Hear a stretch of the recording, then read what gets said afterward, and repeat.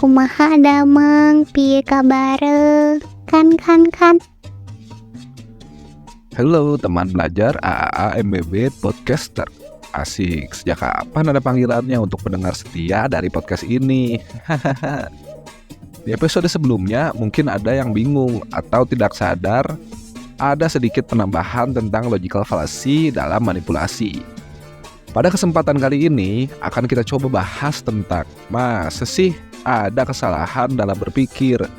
Bukannya bebas-bebas aja ya? Kecacatan dalam berpikir, berargumen, dan menanggapi sebuah informasi sangat sering sekali akan kita temui dalam bersosialisasi.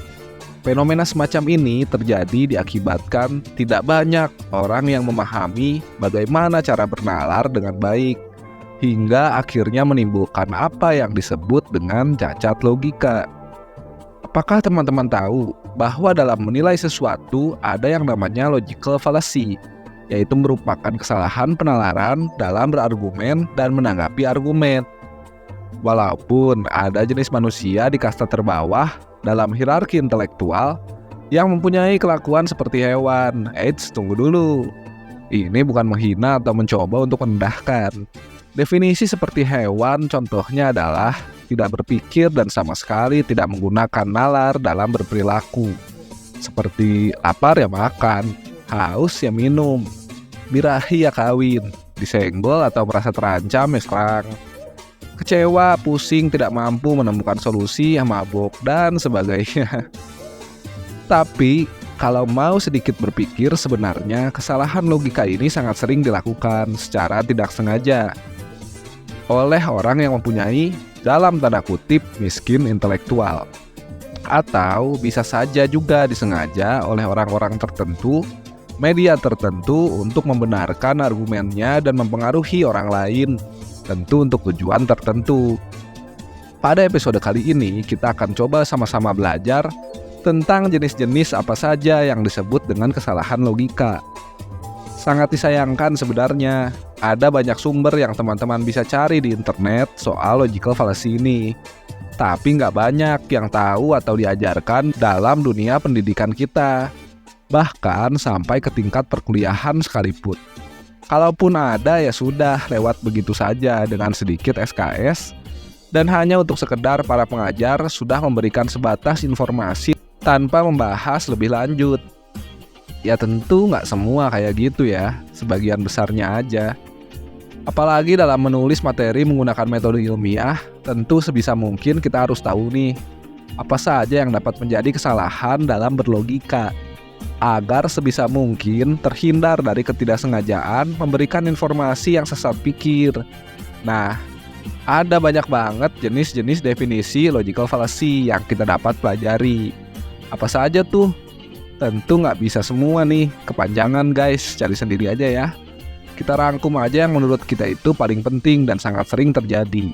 Selanjutnya, silahkan Acal si anak ayam yang akan memberikan kuliah singkat tentang logical fallacy ini. Silahkan Bu dosen. Pelan-pelan Pak Sopir.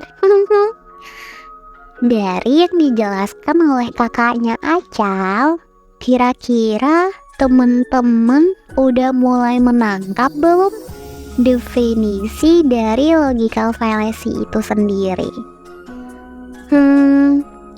Mengambil materi dari www.toko.com bahwa logical fallacy merupakan kesalahan dalam sebuah penalaran yang membuat argumen tidak valid.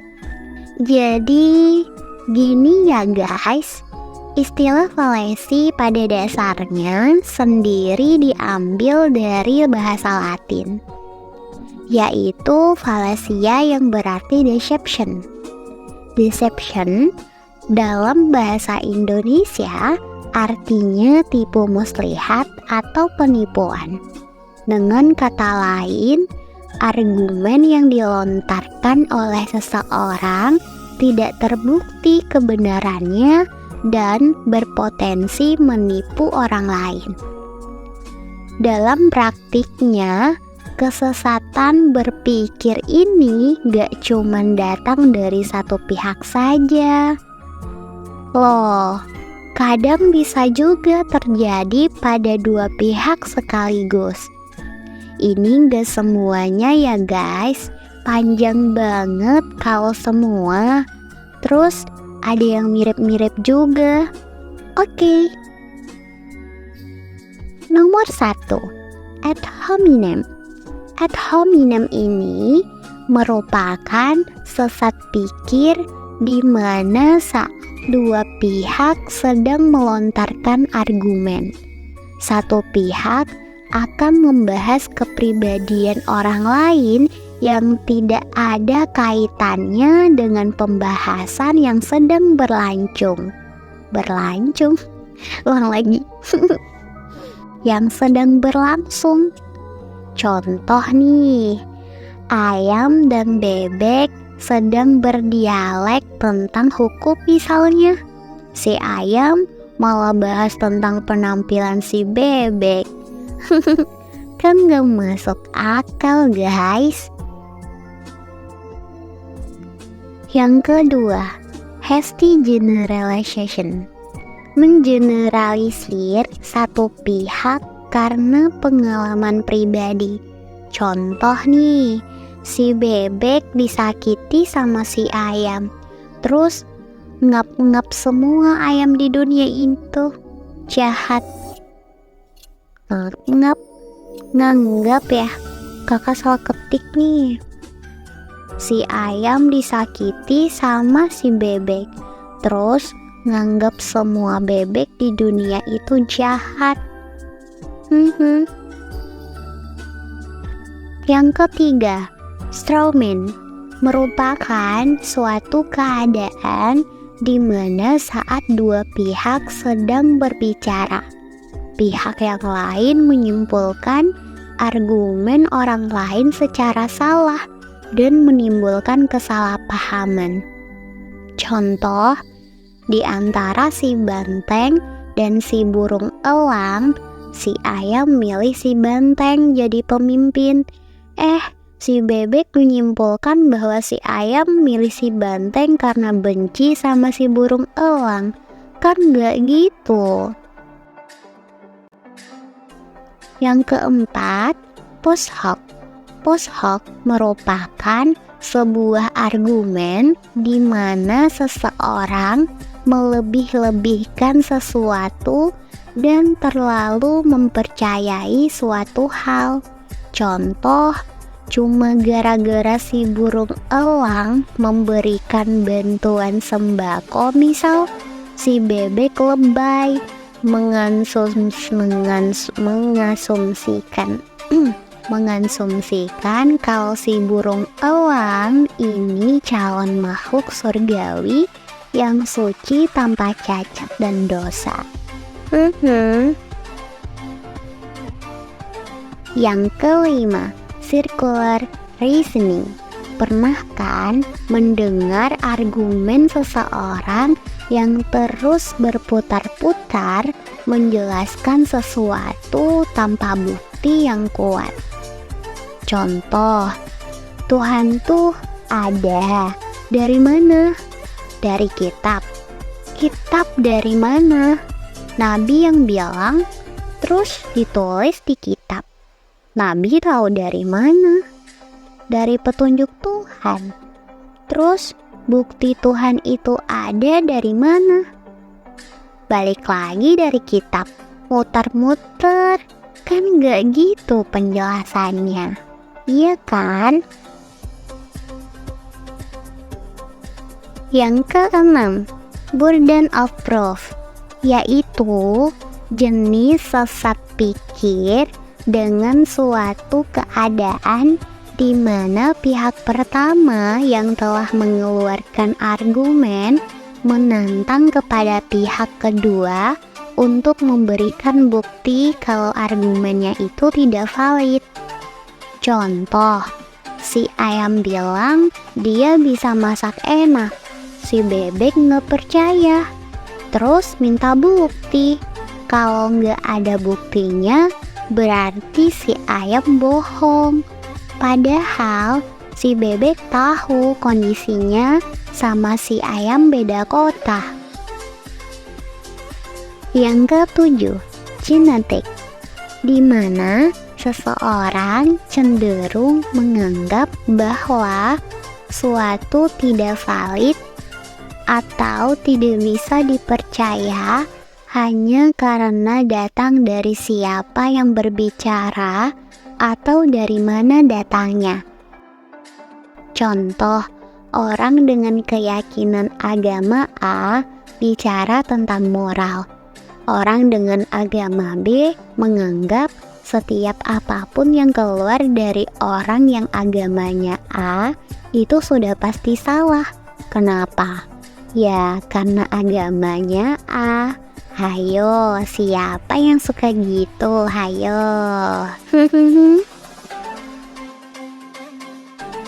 Yang ke-8, personal incredulity. Sesuatu hal yang gak dimengerti menjadi sebuah argumen atau tindakan yang salah. Contoh, gak ngerti kenapa ada orang kaya yang beli jam tangan mahal, terus nganggap itu semua adalah perilaku yang salah, tanpa tahu ada nilai investasi atau kebutuhan mencari relasi. Walau memang ada yang gengsi, kan gak semua gitu loh, gimana sih? Yang ke-9, bandwagon, yaitu mempercayai sesuatu argumen yang diyakini benar sama kebanyakan masyarakat, terus ikutan percaya bukan karena metode, data, atau hasil riset, tapi karena hanya jumlah yang percayanya itu banyak. Contoh, si ayam ikut percaya sama si bebek karena si jerapah, si gajah, si rusa, si harimau juga percaya sama si bebek.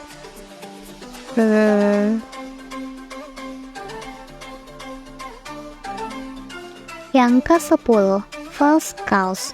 False cause terjadi ketika seseorang disajikan dengan dua hal yang terjadi secara bersamaan.